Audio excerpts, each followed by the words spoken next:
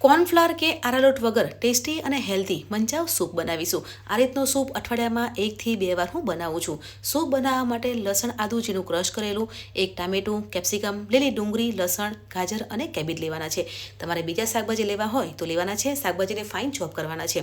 Soup બનાવવા માટે 1 ચમચી તેલ લેવાનું છે। તેલ ગરમ થઈ જાય પછી આદું લસણ ઉમેરવાનું છે અને બધા શાકભાજી ઉમેરી ધીમા તાપે સાથે લઈશું।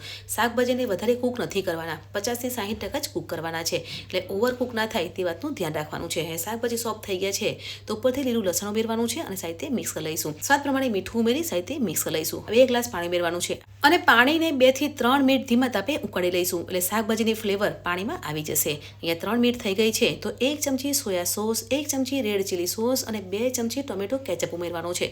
ટોમેટો કેચઅપ વધારે ઉમેરીએ છીએ તો સૂપ ખાટો મીઠો બને છે અને 2 મિનિટ ઉકાળવાનું છે। 2 મિનિટ થઈ ગઈ છે તો મરી પાવડર ઉમેરવાનું છે। તો ગરમા ગરમ મંચાવ સૂપ બનીને તૈયાર થઈ ગયો છે।